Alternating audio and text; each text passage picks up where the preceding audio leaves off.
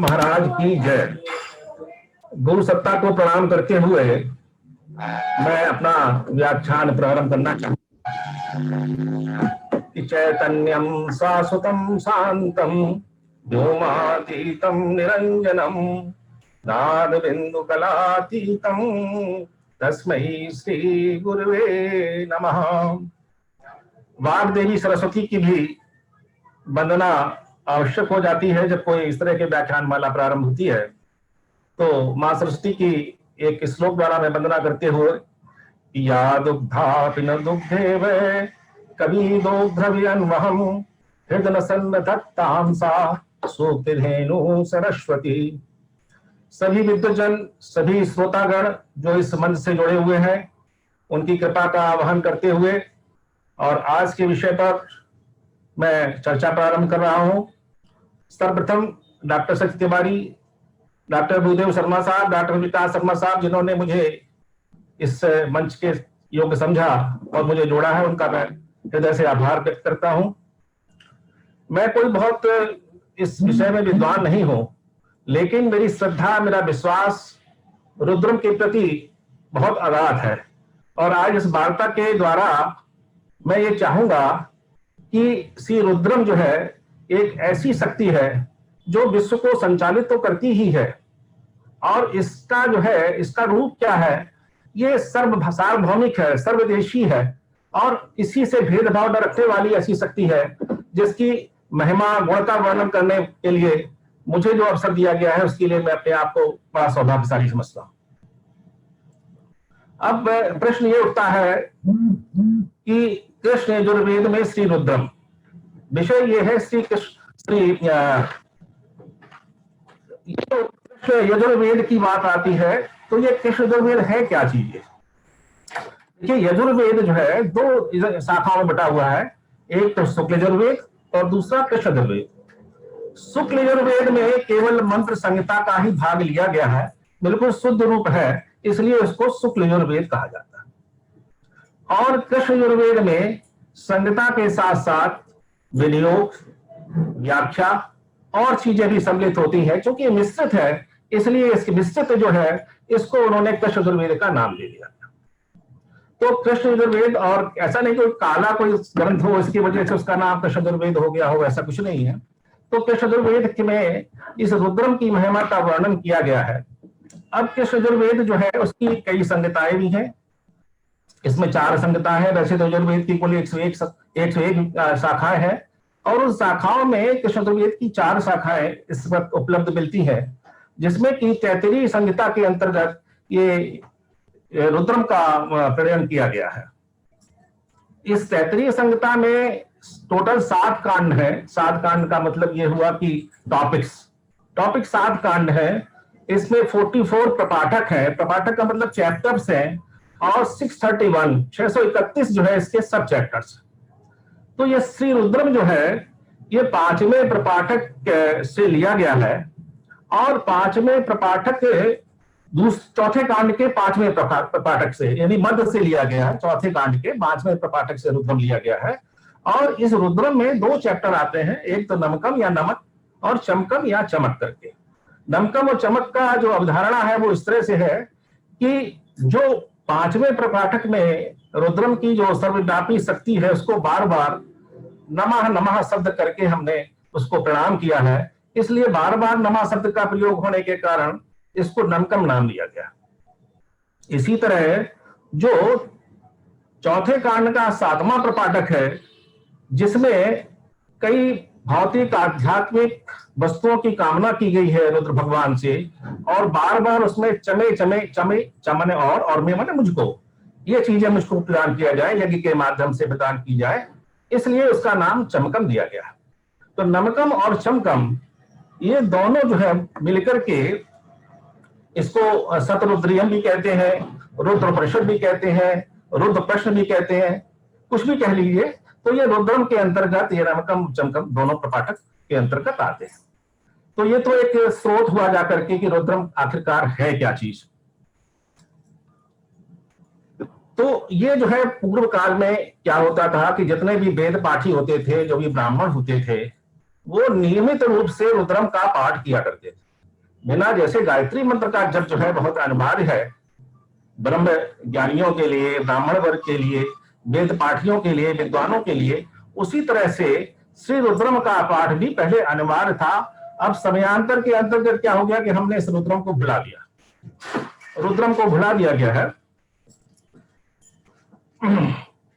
तो ये जो रुद्रम के जो मंत्र है इसमें, वो किसी विशेष देवता के लिए नहीं है, किसी विशेष संप्रदाय के लिए भी नहीं है, ये सार्वभौमिक है, सार्वकालिक है, सार्वदेशिक है और हर एक के लिए है। इसमें ऐसी सत्ता का वर्णन किया गया है कि जो, जैसे हमने पुरुष सूत्र में और गीता के 11वें अध्याय में देखा था कि जो विराट स्वरूप भगवान का है, जो कण में व्याप्त है भगवान, उससे भी बहुत महान तरीके से, उससे भी बहुत सुंदर तरीके से श्री रुद्रम की अवधारणा इन मंत्रों के द्वारा की गई है। अब अगर इसकी हम व्युत्पत्ति लेते हैं रुद्रम की, तो रुतम संसार दुखम द्रवतीत इत रुद्रा, जो संसार के दुखों को नष्ट कर दे, उससे मुक्ति दिला दे, वह रुद्र है। तो वैसे तो बहुत व्युत्पत्तियां तो बहुत ज्यादा है इसकी जो की गई है, लेकिन इसी तरह से क्या है कि रोदयति सर्वान इत रुद्रा, जो सबको रुलाए, मतलब अपने कर्मों के हिसाब से, जैसे कर्म अगर किसी के बुरे कर्म है, पाप कर्म किसी किए है, तो उसका दंडाधिकारी भी रुद्र है। तो ये रुद्र जो है दंडाधिकारी भी है और कल्याणकारी भी है, दोनों रूप इसके हैं। वैसे तो रुद्र का सामान्य रूप से अगर हम देखें तो रुद्र का रूप रौद्र होता है, यानी क्रोध स्वरूप होता है। तो प्रारंभ में जब सृष्टि की रचना हुई, जब सृष्टि की रचना हुई उस समय एकदम से बहुत बड़ी शक्ति जो है वो एक बिंदु से विस्फोट के रूप में जो है, जिसको बिग बैंग थ्योरी कहते हैं साइंस के टर्म में, तो उस रूप में जो ऊर्जा का प्रवाह हुआ वो इतना अनियंत्रित था, इतनी ज्यादा उसमें जो है टेम्परेचर था, उसको रोकना मुश्किल था। तो वो क्रोध का ही एक तरह से स्वभाव था, क्रोध का ही एक तरह से स्वरूप था, तो वही रुद्र रूप था।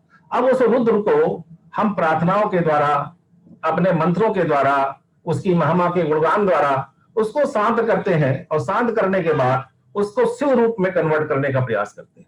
ये रुद्रम की अवधारणा। और जब वो शिव रूप में अपने आ जाता है तब इतना कल्याणकारी और आपका हर तरह से मंगलकारी, सभी कामनाओं को पूर्ण करने वाला हो जाता है। समस्त वेदों का सार रुद्रम है। अगर इस तरह से मान लिया जाए, अगर अत्युक्त नहीं होगी इसमें, अगर हम एक संक्षेप में कहें कि समस्त वेदों का सार रुद्रम है। यदि कोई घोर से घोर भौतिक, मानसिक, दैविक, आध्यात्मिक कष्टों से पीड़ित है, दुखों से पीड़ित है, अमृत, गरीबी या किसी समस्या से ग्रसित है, तो उसको श्रद्धा पूर्वक रुद्रम का सेवन करना चाहिए। मेरा तो इस पे 30 साल का अनुभव है कि मैं 30 वर्षों से रुद्रम से जुड़ा हूं किसी न किसी तरह से, और ये मेरा व्यक्तिगत अनुभव है, मैं कोई अपनी पुस्तकीय ज्ञान के आधार पर नहीं कह रहा उस चीज को। ये एक तरह का पारस पत्थर है, जैसे तुच्छ से तुच्छ मनुष्य से संपर्क में आकर के देवतुल्य गुणों को समावेश अपने में कर सकता है। और यहां तक इसकी महिमा की गई है कि अगर किसी गांव में, किसी नगर में कोई एक व्यक्ति भी भावपूर्वक रुद्र का अध्ययन करता है, रुद्र का पाठ करता है, तो पूरे गांव से उसके सभी निवासियों की रोग, गरीबी, अकाल, कष्ट आदि मुक्त हो जाते हैं। इसमें एक श्लोक आता है कि रुद्राध्यायी वसेत यत्र ग्रामे व नगरे पिवा व्याधि दुर्वृक्ष चोर व्याधा तत्र न जायते। क्या व्याधि, किसी प्रकार का रोग नहीं होता उसको, दुर्वृक्षी मतलब अकाल नहीं पड़ेगा, और कोई चोर आदि बाधा से भी ग्रसित नहीं हो पाएगा। अब देखिए, हम जो मंत्र पढ़ते हैं, संस्कृत के मंत्रों के माध्यम से जो भगवान की आराधना करते हैं, हम ये भी कह सकते हैं कि भाई चलिए हम वैसे ही पढ़ सकते हैं, वैसे ही पढ़ने में कोई हर्ज नहीं है, लेकिन जब हम संस्कृत के मंत्रों का प्रयोग करते हैं तो एक तरह से इसका एक विशेष लाभ प्राप्त होता है। वो विशेष लाभ क्या है कि मंत्रों में अनुस्वार और विसर्ग का प्रयोग प्रायः होता है। अब जब भी हम अनुस्वार का और विसर्ग का प्रयोग करते हैं तो 2 प्राणायाम स्वतः ही नैसर्गिक रूप से चलने लगते हैं। पहला प्राणायाम क्या है? पहला प्राणायाम जो है वो आपका भ्रामरी प्राणायाम। जब अनुस्वार का प्रयोग करते हैं तो भ्रामरी, जैसे हमने कहा रुद्रम रुद्रम रुद्रम, तो ये जो मां गूंज रहा है, तो जब आप भ्रामरी करते हैं तो भौरे की तरह से गुंजायमान जो है ये आपका मस्तिष्क में होता है, वही इसमें जब आप अनुस्वार का प्रयोग करते हैं तो ये भ्रामरी प्राणायाम अपने आप होने लगता है। इसी तरह से जब विसर्ग का प्रयोग करते हैं तो कपालभाति प्रयोग हो जाता है। कपालभाति में क्या करते हैं, हम सांस को बाहर फेंकते हैं केवल। तो ये दो प्राणायाम आपके संस्कृत के श्लोक की सबसे बड़ी महत्ता और सबसे बड़ी खूबसूरती यही है कि हम संस्कृत के श्लोक के द्वारा एक अपना नैसर्गिक प्राणायाम भी करते रहते हैं। साइंटिफिक रिसर्च से ये ज्ञात हुआ है कि जब हम अनुस्वार का प्रयोग करते हैं तो अनुस्वार का प्रयोग करने से हमारे अंदर नाइट्रिक ऑक्साइड जो है उसकी उत्पत्ति होने लगती है, और नाइट्रिक ऑक्साइड जो है आपके ब्लड प्रेशर को, आपकी शुगर को, इन सब चीजों को कंट्रोल करता है। तो ये साइंटिफिकली प्रूव है, ऐसा नहीं किसी को मतलब जो है बताने की जरूरत है इसको। और रुद्रम क्या है, रुद्रम में वेद में जैसे बताया गया है कि वेद के 3 अंग है, कर्म, उपासना और ज्ञान। ये तीनों का समिष्टि है। जब हम रुद्रम के मंत्रों द्वारा यज्ञ वेदी पर बैठ करके आहुतियां देते हैं तो वो कर्मकांड हो जाता है। जब हम चिंतन करते हैं भगवान का उसके सानिध्य में बैठ के तो उपासना का कर्म हो जाता है। और बिना किसी इच्छा के, बिना किसी कामना के जब भगवान की प्रसन्नता के लिए, श्री रुद्रम की प्रसन्नता के लिए हम रुद्रम का पाठ करते हैं तो वो ज्ञान यज्ञ हो जाता है। तो कर्म, ज्ञान और उपासना तीनों की सिद्धि इससे रुद्रम से प्राप्त हो सकती है। अब प्रश्न ये उठता है कि भाई रुद्रम की कितने रुद्र हैं? तो वैसे तो एक ही रुद्रा न द्वितीयाय तस्सु, रुद्र तो एक ही है, लेकिन और ये भी कहा गया है कि सहस्त्राणि सहस्रो या रुद्रा भूम्याम, मतलब रुद्रों की संख्या सहस्त्रों यानी अनंत है।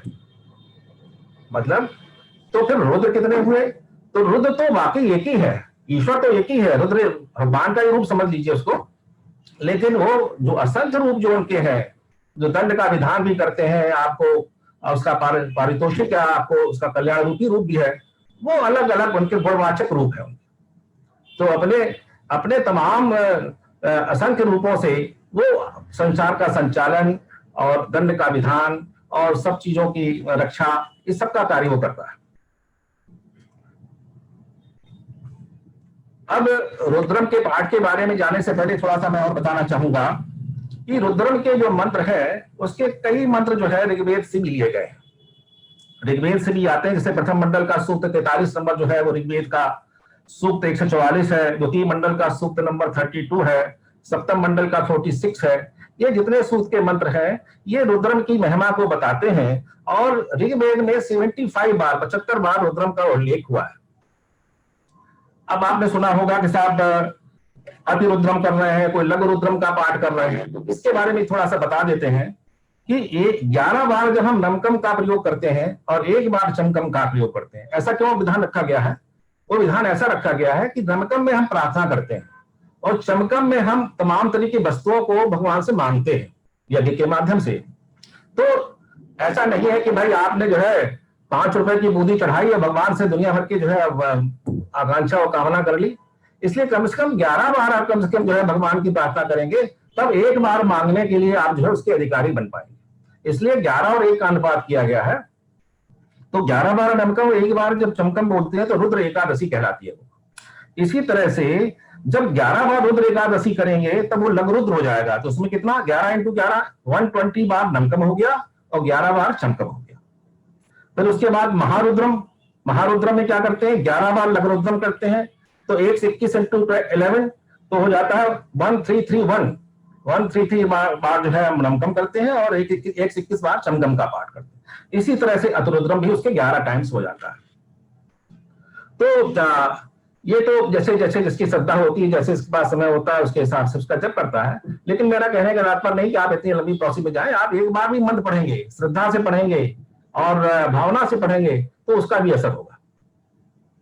अब रुद्रम पे तमाम विद्वानों के भाष्य भी हैं, जिसमें मुख्य रूप से साइड का भाष्य है, भट्ट भास्कर का है, अभिनव शंकर का है, विष्णु सूरी का है, स्कंदगुप्त का है। इन सबके भाष्य में और काफी विस्तार में इसकी रुद्रम के बारे में चर्चा हुई है, उसकी व्याख्या की गई है। तो विषय यहाँ पे नहीं है, इसलिए उसको स्किप करते हुए रुद्रम पे विषय जाने से पहले हम पहले थोड़ा सा मंत्र विज्ञान या उसके ध्वनि विज्ञान के बारे में थोड़ी सी चर्चा और करना चाहेंगे। क्योंकि देखिए मेरा क्षेत्र विज्ञान का रहा है, मैं भौतिक शास्त्र का जो है छात्र रहा हूँ, और संस्कृत में मैंने तो 2019 में किया है केवल रुचि के कारण। तो मेरा दृष्टिकोण ये रहता है कि वेद मंत्रों को एक वैज्ञानिक आधार दिया जाए, वेद मंत्रों को वैज्ञानिक आधार दिया जाए, और जो भौतिक जो है सांसारिक लोग हैं उनको जब तक ये बात भगवान के ईश्वर के बारे में जब तक नहीं आती है, जब तक उनको तर्क से समझाया न जाए, हर चीज में वो तर्क ढूंढना चाहिए। इसलिए तर्क के साथ साथ में वैज्ञानिक परीक्षणों के साथ साथ में ईश्वर की अवधारणा को सिद्ध करने का मैं प्रयास करता रहता।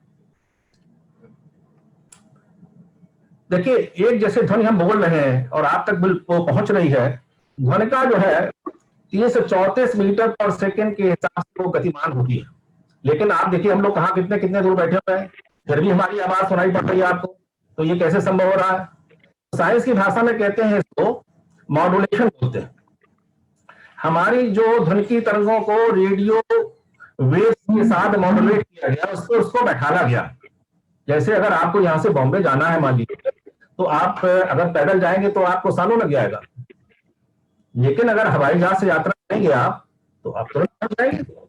इसी तरह से इन वेव्स को जिनकी गति बहुत जो है धीमी है, उन वेव्स को, साउंड वेव्स को हम इलेक्ट्रोमैग्नेटिक वेव्स पर जो है उसको साथ सुपर इम्पोज कर देते हैं, उसके साथ मॉड्यूलेट कर देते हैं, और मॉड्यूलेट करके भेजते हैं तो प्रकाश की गति से फिर वो गमन करने लगती है, और जहां पर गंतव्य स्थान होता है वहां पहुंचने पर उसको अलग कर लेते हैं। ये तरीका होता है। तो अब ये है कि भाई अब हम रुद्रम के पाठ करने में यही दो चीजें बड़ी इंपॉर्टेंट है कि जो हमारा सामान्य तरीका है पढ़ने का, मैकेनिकल तरीके से अगर हम कोई पाठ करते हैं तो वो इसी तरह से समझ लीजिए कि बस केवल हम पाठ कर रहे हैं, पैदल हम चल रहे हैं। उसमें प्राण शक्ति और भाव शक्ति का जब तक समावेश नहीं होगा तब तक उसकी गति नहीं मिलेगी। भाव शक्ति, भावना की शक्ति बहुत जरूरी है। आपको श्रद्धा और भावना होना चाहिए, मंत्र के साथ में जुड़ा होना चाहिए, तभी आप जो है वो मंत्र के देवता तक, मंत्र के लक्ष्य तक पहुंचने में सक्षम हो पाएंगे। मंत्र का देखिए, मंत्र का जपने वाला और मंत्र का देवता यानी मंत्र का लक्ष्य, जब तीनों एकाकार हो जाए, तीनों में कोई भेद ना रह जाए, तब वो मंत्र फलित होता है। केवल मैकेनिकल पढ़ने से मंत्र को, इसीलिए आज लोग कहते हैं साहब हम तो इतने मंत्र पढ़े, इतने बार गायत्री मंत्र का पाठ किया, हमें तो कोई फायदा नहीं हुआ। फायदा इसलिए नहीं होता है, जब तक हम एकीकरण नहीं करेंगे, भावना अपनी नहीं डालेंगे, तब तक नहीं फायदा होगा। क्योंकि हम बैठे तो पैदल चल रहे हैं ना, पैदल चल के हम बहुत दूर यात्रा करना चाहते हैं। और ध्वनि की तरंगें जो होती हैं वो कैसी होती हैं? वो लॉन्गिट्यूडल होती है। वो मतलब जो वातावरण होता है, जो मीडियम होता है, उसके पैरेलल चलती है। और भाव की तरंगें जो होती है वो लैटिट्यूडल होती है, माने स्पाइरल होती है, ऐसे करके घूम के चलती है। आपने बचपन में देखा होगा कि बूम रिंग देखते थे, बूम रिंग फेंकते थे करके, और बूम रिंग हमारे पास वापिस आ जाता था। बूम रिंग में क्या होता था, वो रोटेट करते हुए जाता था, अपनी एक्सेस से रोटेट करते हुए जाता था, और जहां पे जाता था उसके बाद फिर वापिस आपके पास जाता है। तो मंत्र का भी यही विज्ञान है। मंत्र को जब हम सही आवृत्ति पर, सही फ्रीक्वेंसी पर, सही तरीके से भाव को जोड़ते हुए जब संप्रेषित करते हैं, तो वहां के देवताओं की अनंत शक्तियों को लेकर के वो आप तक वापिस लौटता है। तो इसलिए जो है मैं बार बार इस चीज को दोहराता हूं कि फ्रीक्वेंसी का बहुत महत्व है। पृथ्वी जो है अपनी धुरी पर जिस फ्रीक्वेंसी से चल रही है, उसकी करीब करीब फ्रीक्वेंसी होती है 3.168 इंटू 10⁻⁸ हर्ट्ज साइंस की भाषा में। और ओम की धन जो है इसकी ठीक 2 टाइम्स जो है इसकी ज्यादा होती। तो एक समन्वय है जो हमारी, इसी तरह शरीर के जितने भी अंग हैं वो किसी न किसी फ्रीक्वेंसी पर जो है वाइब्रेट करते हैं। अगर उस वाइब्रेशन में जरा भी व्यतिरेक आता है तो वो अंग जो है वो गड़बड़ होने लगता है, उसमें कोई व्याधि आ जाती है। तो ये रुद्रम के जो मंत्र हैं, ये आपकी फ्रीक्वेंसीज को, आपके जो अंगों की फ्रीक्वेंसी है, इनको एक तरह से एडजस्ट करता है, इनको ठीक करता है। अब विषय पर थोड़ा सा जल्दी से आते हैं क्योंकि समय 10-15 मिनट का हो गया, मेरे पास आधे घंटे के समय और होगा। जैसे मैंने बताया था कि रुद्रम के नमकम और चमकम दो विषयों में, एक तो 11 अनुवाक है। अनुवाक का मतलब मैंने बताया था कि सब चैप्टर्स हैं, और एक एक अनुवाक में 15 से लेकर के 17, 13 इस तरह से हर एक में मंत्र दिए गए। अब देखिए, अब सभी मंत्रों के बारे में व्याख्या करना तो बड़ा मुश्किल हो जाएगा, यहाँ समय सीमा निर्धारित है। तो जो खास खास अनुवाद है, जैसे मेरी दृष्टिकोण में प्रथम अनुवाद, जिसमें भगवान रुद्र के रौद्र रूप को शांत करने के लिए प्रार्थना की गई है।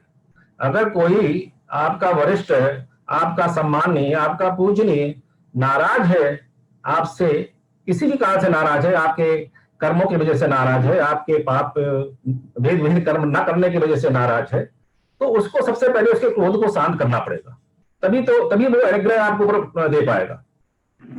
तो प्रथम अनुवाक में भगवान के रौद्र रूप को शांत करने का प्रयास किया गया। मैंने पहले भी बताया था कि सृष्टि की रचना में जब उदय हुआ, सृष्टि में बिग बैंग थ्योरी से स्टार्ट हुई सृष्टि, तो सबसे पहले इतना अधिक टेम्परेचर था और सभी दिशाओं में बेतरतीब जो है, जिसको हम साइंस की भाषा में ब्राउनियन मूवमेंट कहते हैं, इस दिशा में सब पदार्थ जो है, इलेक्ट्रॉन, प्रोटॉन जो भी थे, वो गतिमान थे। तो उनको विस्तृत करने के लिए जब तक क्रोध शांत नहीं किया जाएगा तब तक हम कोई प्राप्त नहीं कर पाएंगे। तो प्रथम अनुवाक जो है वो इसी विषय में है कि हम इसमें तो हम थोड़ा सा 1, 8, 10 और 11 इन अनुवाकों पर विशेष जोर देंगे और इन्हीं के मंत्रों को। देखिए, ये रुद्रम के पाठ करने से सबसे बड़ी बात क्या है कि इसमें मॉलिक्यूलर अलाइनमेंट चेंज होने लगता है। आपके शरीर का, आपके आसपास के वातावरण का, आपके परिवेश का मॉलिक्यूलर अलाइनमेंट चेंज होने लगता है, वो व्यवस्थित होने लगते हैं। जो इधर उधर भाग रहे थे, जो फोकस नहीं थे, वो फोकस होने लगते हैं। और जब फोकस हो जाएंगे तो एनर्जी का जो प्रभाव होगा वो सही तरीके से होने लगेगा। तो सबसे पहले जो है प्रथम अनुवाक में 2-3 मंत्रों के द्वारा हम जो है इसको करते हैं। पहला मंत्र यह है कि नमस्ते रुद्रमन्यो तो शिवे नमः, नमस्ते अस धन्वने बाहुभ्याम ते नमः, यातः इषुषुतमा शिवं बभूते धनु शिवा सरव्याये कवितया नो रुद्रमणया, याते रुद्र शिवा तनूर घोरा पापकासिनी तया नस्तनुवा संतमया ग्रसंता विशाखसी। ये 3-4 मंत्रों में क्या क्या क्या कहा गया है कि यानसम ग्रसंत हस्ते व्यवस्थते, कि आपके जो परमेश्वर के हाथ में जो बाण है जिससे दंड देने के लिए विधान किया गया है, ये नहीं, हाँ, नमस्ते रुद्र मन्नो तो उसमें नमः, कि हे रुद्र, आपका जो है क्रोध जो है उसको मैं नमस्कार करता हूं, उसको मैं प्रणाम करता हूं। और नमस्ते अस धन्वने बाहुभ्याम ते नमः, आपके धनुष को, ये दंड के सब विधान है, इनको हम प्रणाम करते हैं और आपकी बाहों को प्रणाम करते हैं। तो जो उपादान है क्रोध के, जिनके माध्यम से क्रोध को हम जो है मूर्त रूप दे सकते हैं, सबसे पहले उन्हीं को रोकने का प्रयास करते हैं। जब ये उपादान नहीं होंगे तो फिर जो क्रोध करने वाला जो है व्यक्ति जो है वो क्रोध नहीं कर पाएगा, आपको दंड देने में उतना सक्षम नहीं हो पाएगा। और फिर दूसरे मंत्र में क्या कहते हैं, याता है इशु शिवतमा शिवम बभू ते धनु, जो आपका जो दंड देने वाला जो है, इशु माने जो है, तो ये बाण जो है ये शिवतम हो जाए, मतलब कल्याणकारी हो जाए हमारे लिए। और इसी तरह से शिवम बभू ते धनु, आपका धनुष भी हमारे लिए कल्याणकारी हो जाए।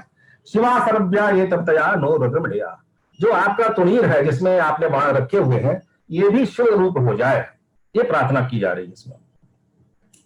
तो इन मंत्रों के द्वारा और आगे के कई मंत्रों के द्वारा हम रुद्र के क्रोध को शांत करने का प्रयास करते हैं। अब देखिए इसमें क्या है, ये जो रुद्र के मंत्र है इसमें तमाम तरह की औषधियां भी छिपी हुई हैं, गुप्त रूप से कोडेड वर्ड में छुपी हुई हैं। जैसे मैं एक मंत्र पढ़ रहा हूं आपसे, ये प्रथम अनुवाद का 4था मंत्र है कि यामिशन संत हस्ते विभस्ते शिवाम गृताम कुर्माहिगम सी पुरुषम जगत। इसका साधारण व्याख्या तो यही है कि जो ये बाण है जो आपका, जिसको आपने अपने हाथ में पकड़ रखा है और विभस तवे, ये बिल्कुल फेंकने के लिए उद्यत है, बिल्कुल फेंकने के लिए उद्यत है, इसको क्या करें, शिवाम गृताम कुर्माहिगम सी पुरुषम जगत, इसको कल्याणकारी बनाते हैं। अब इसमें देखिए इस मंत्र में बवासीर की उपचार और मंत्र में छुपा हुआ है। विभस कहते हैं अर्श को या बवासीर को, और गिरसंत कहते हैं वन हल्दी को। ये शब्द सब आए हैं उस मंत्र में, शब्द ये सब आए हैं। और हिंग कहते हैं हिंग को, कुर्मान नींबू को कहते हैं। तो बवासीर के उपचार में, अर्श के उपचार में वन हल्दी, हींग और नींबू का पेस्ट बना करके हस्त में यानी हाथ से लेप करने पर बहुत ही लाभकारी होता है। पुराने जमाने में कोई इंजेक्शन तो चलते नहीं थे, इसी प्रकार की जो आयुर्वेदिक दवाइयों का प्रयोग होता था। इसी तरह से देखिए, स्वेन साक्षा बदामसी यथा ना सर्व जगत यक्षमगम सुमनाशत, 1.5 का जो मंत्र है, इसमें क्या है, ट्यूबरक्लोसिस पहले बहुत चलता था। ट्यूबरक्लोसिस का मंत्र है ये ट्यूबरक्लोसिस को ठीक करने का मंत्र है। देखिए, अब आप कहेंगे कि हम क्या डॉक्टरों की जरूरत नहीं है क्या? डॉक्टरों की जरूरत है, आपको दवाई की भी जरूरत है, सब चीजों की जरूरत है, लेकिन ये सब भौतिक पदार्थ क्या है, ये स्थूल है। इन स्थूल पदार्थों में जब तक चेतन शक्ति का समावेश नहीं किया जाएगा, और चेतन शक्ति आएगी उसी से, ब्रह्मांडी चेतना जिसके पास है, जिसके पास असीम चेतना है, उस ईश्वर से, उस रुद्र से ही चेतना को प्राप्त करेंगे आप। तो इन मंत्रों के द्वारा हम चेतन शक्ति को डालते हैं, और आप जो भी दवा, जो भी औषधि ले रहे हैं उसको लेते रहिए। उस औषधि के साथ साथ जब मंत्र को हम समावेशित कर लेते हैं, उसके साथ संयुक्त कर लेते हैं, तो क्या होता है, तो हमारा स्थूल और चेतन दोनों चीजें एक साथ काम करने लगती हैं। अब इस मंत्र में देखिए, यक्षम सुमना अशद, यक्षमा रोग कहते हैं, यक्षमा जो कहते हैं उसको ट्यूबरक्लोसिस वो कहते हैं। अब इसमें 2-3 चीजें आई हैं, 2-3 पदार्थ आए हुए हैं।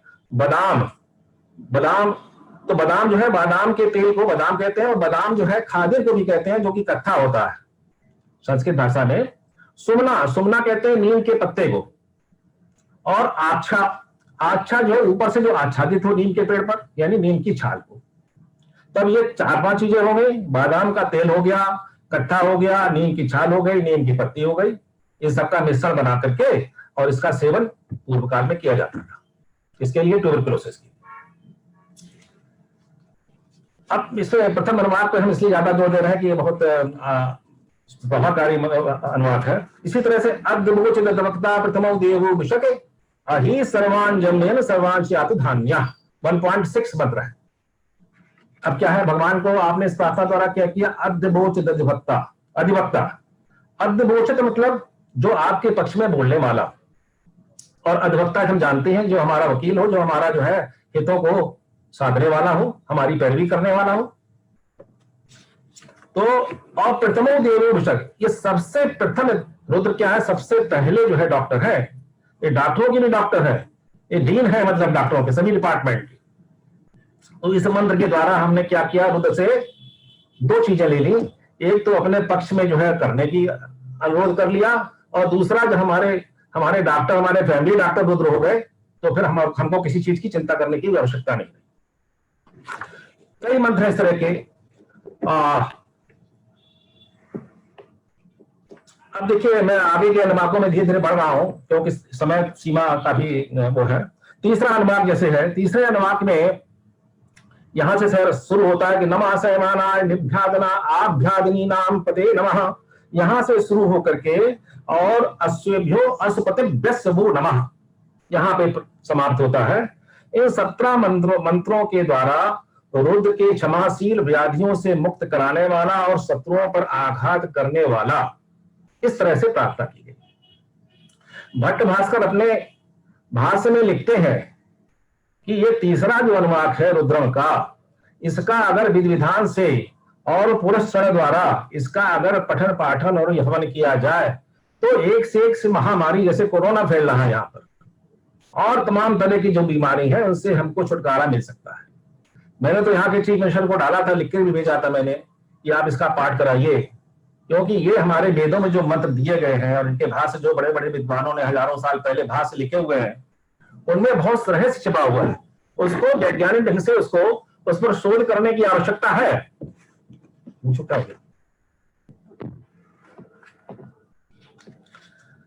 तो ये तीसरा अनुवाद जो है, बहुत ज्यादा इसको डिटेल में ले जाते हुए, इसमें फिर चौथे अनुवाद में क्या है, ये अनुवाद जो है घातक बीमारियों से मुक्त पाने के लिए बहुत ही उपयोगी अनुवाद। और भट्ट भास्कर इसमें अपने भाष्य में लिखते हैं कि विशेषकर ट्यूबरकुलोसिस, डायबिटीज, महाज्वर और कुष्ठ रोग के लिए ये इसके मंत्र बहुत ही उपयोगी है। जैसे आज दूसरा क्या है, चौथा अनुवाद, किसी भी जाति में, किसी भी वर्ण में कोई भेदभाव नहीं करता है। वेदों में बड़ा स्पष्ट रूप से लिखा है। देखिए, इसका एक मंत्र मैं बताता हूं आपको। चौथे का मंत्र है नमो ब्रातेभ्यो ब्रातपतिभ्यस्सो नमः। यानी इसका अर्थ ये हुआ कि विभिन्न विभिन्न जो जातियां, विभिन्न विभिन्न वर्णों में जो लोग उत्पन्न हुए हैं वो, और जो विभिन्न व्यवसाय में कार्यरत हैं, चाहे छोटा व्यवसाय कर रहे हो चाहे बड़ा व्यवसाय कर रहे हो, वो सभी रुद्र रूप है। उन सब में जो है रुद्र का ही रूप है। इसलिए किसी के व्यवसाय के आधार पर, किसी के वर्ण के आधार पर, किसी की जात के आधार पर, किसी के कुल के आधार पर कोई जो है भेदभाव करने की आवश्यकता नहीं। इसी में दूसरा मंत्र है कि नमो महद्भयाचुल्के भ्यस्सो नमः। चाहे महान हो चाहे छोटा हो, वो भी सब रुद्र रूप है। फिर एक मंत्र आता है नमो पुंजस्तेभ्यो निषादेभ्यस्सो नमः। अब इसमें क्या है कि इसमें एपिलेप्सी का, मिर्गी का उपचार छुपा हुआ है। कैसे छुपा हुआ है कि पुंजस्तेभ्यो कहते हैं किसी चीज का एकत्र होना, पुंज करना, इकट्ठा करना, पुंजस्तेभ्यो। और निषाद कहते हैं असभ्य को। तो जब हमारे शरीर में विजातीय पदार्थ इकट्ठे हो जाते हैं, संग्रह हो जाते हैं, तो वो मिर्गी रोग का कारण बनते हैं। और इसका फिर जो है निदान भी लिखा है 4.12 में, नमस्तच्छभ्योरधिकारेभ्यस्सो नमः, नमः कुलालेभ्यः कर्मारेभ्यस्सो नमः। तो अच्छभ्य मतलब अक्ष की माला, रुद्राक्ष की माला। और कुलालेभ्यो, कुलालेभ्यो जो कुलत या जंगली वन जिसे को कहते हैं, उड़द की दाल की तरह से होती है, जंगली उड़द होती है। कुलत की दाल जो आपको पथरी अथरी में काम आती है, ज्यादातर आपने सुना होगा देसी दवाइयों में। तो कुलत की दाल और कर्मारेभ्या, कर्मारेभ्या माने कमरख, जिसको कि अंग्रेजी में स्टार फ्रूट बोलते हैं, इनका सेवन करने से इसमें एपिलेप्सी के रोग में काफी इसमें लाभ प्राप्त होता है। अब देखिए इसी तरह से पांचवा अनुवाद जो है ये विशिष्ट क्रियाकलापों का, जिसमें भगवान के 5 गुण बताए गए हैं। पहला गुण क्या है भगवान का, रुद्र का, क्रिएशन, उत्पत्ति। और दूसरा क्या है, संरक्षण, प्रिजर्वेशन। तीसरा क्या है, डिस्ट्रक्शन। और चौथा है बंधन, बंधन माने बॉन्डेज, संसार बंधन से। पशु नाम पते नमः। इसीलिए भगवान को, ईश्वर को, रुद्र को पशु नाम पते नमः। पशु क्या होता है, जो बंधन में हो वो पशु है। तो हम सब लोग पशु हैं, इसलिए पशु का रूप दिया गया है। पशु नाम पते नमः।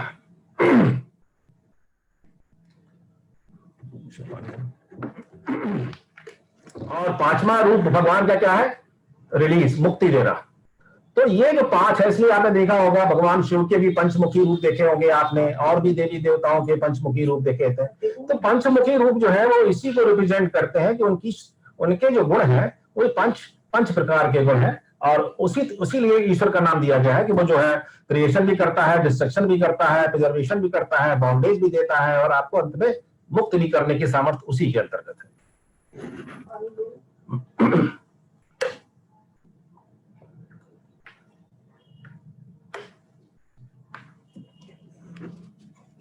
सर कंक्लूड करें सर 5-7 मिनट में, है ना। एक आपके पास में जिज्ञासा समाधान का भी सत्र है 10 मिनट के लिए। हाँ ठीक है, मैं 10 मिनट में इसको करता हूँ। इसी तरह से तमाम मंत्रों में, अब इसमें 8वां अनुवाद बहुत इंपॉर्टेंट, थोड़ा उसके बारे में चर्चा कर लूं कि 8वां जो अनुवाद है नमः सोमाय चारुद। और इसी में क्या है, इसके रुद्रम का हृदय कहलाता है, क्योंकि इसमें जो पंचाक्षरी शिव मंत्र है वो इस 8वें अनुवाद के अंतर्गत आता है, जिसमें नमः सोमाय चा रुद्राय चा, सोमा सा उमा, सोमाय का मतलब है उमा के सहित, उमा के सहित रुद्र भगवान की आराधना की गई है। और पराशक्ति जो है, रुद्र हमेशा अपनी पराशक्ति के साथ ही उपस्थित होते हैं अनुग्रह करने के लिए। इसलिए जो है ये जो मंत्र है नमः सोमाय चा रुद्राय चा, बहुत महत्वपूर्ण मंत्र है। इसके बाद नमः ताम्राय चा अरुणाय चा, नमः सस्याय चा फिन्याय चा। इसमें जो पंचाक्षरी मंत्र दिया गया है उसमें देखिए नमः संभवे चा मयो भवे चा, और नमः शंकराय चा महेश्वराय चा, नमः शिवाय चा शिवतराय चा। अब संभवे माने जो सम करता हो, जो आपको सुख देता हो, वो शंभु है, वो शिव है, जो आपका कल्याण करता हो, जो आपको सुख देता हो। और मयो भवु, मयस भू यानी मभु मयो, मयस माने जो आनंद देता है वो मयो है। अब सुख में और आनंद में बड़ा फर्क है। सुख तो सांसारिक चीजों से ही प्राप्त हो सकता है, लेकिन आनंद आपको सांसारिक चीजों से नहीं मिल सकता है, वो तो आपको अध्यात्म से और आत्म तत्व ज्ञान से ही प्राप्त हो सकता है। तो शिव के ये जो मंत्र है, 3 मंत्र बहुत ही पावरफुल मंत्र है। मैं फिर से आपसे बता रहा हूं कि ये 3 मंत्र ही पढ़ने से कल्याण ही कल्याण, कि नमः संभवे च मयो भवे च, नमः शिवाय च सीतराय च, नमः शंकराय च महेश्वराय च। अब एक और मंत्र आता है इसमें, ये नमः शिकत्याय च प्रभायाय च। ये शिकत्याय च प्रभायाय च, इसमें जो है बालू के कणों के रूप में भगवान रुद्र को आराधना की गई है और जल के प्रभावित रूप में रुद्र की प्रार्थना की गई है। और जिसको किडनी में स्टोन हो उसके लिए बहुत ही पावरफुल मंत्र है नमः शिकत्याय च प्रभायाय च। जब किडनी में स्टोन होते हैं तो एक तरह से बालू के कणों के रूप में इकट्ठे हो जाते हैं और उनको प्रभावित करना पड़ता है। तो अपनी औषधियों के साथ साथ इस मंत्र का भी आप करेंगे, पाठ करेंगे तो आपको इसमें लाभ ही लाभ प्राप्त होगा। फिर 10वां जो आपका जो अनुवाक है वो भी बहुत अच्छा अनुवाक है। इसकी मैं बार बार कहता हूँ कि 1, 8, 10 और 11 4 अनुवाक पढ़ लेंगे तो उससे भी कल्याण ही कल्याण। इसमें क्या है कि द्वापे अंध सत्पते धनी लोता एसाम पुरुषाणाम एसाम पशूनाम मां भेरमा रोमो एसाम किंचना ममत। इसमें भगवान के 3-4 रूपों को बताया गया है कि दाते हैं वो जो दुष्ट लोग हैं उनको संहार करने वाला है, अंधस्पते यानी अन्न को देने वाला है, मतलब किसी में भेदभाव नहीं करता, वो खुद ही रहता है, द्रव्य रूप में रहता है, उसको किसी चीज की आकांक्षा रहती नहीं है, इसलिए किसी से भेदभाव नहीं करता है। और नील लोहता है, संसार के कल्याण के लिए विष का पान करने वाला भी है और जितने भी नाम रूप संसार में उन सबका जो है वही एक आश्रय है। फिर एसाम पशु नाम एसाम पुरुषाणाम एसाम पशु नाम मां भेरमा रोमो एसाम। और एक कहते भगवान कहते हैं कि जो भी हमारे पुरुष वर्ग है, जो भी हमारे परिवार में है उनको, और जो हमारे पशुधन है उनके लिए उनकी रक्षा करें, उनको किसी प्रकार के कष्ट न दें।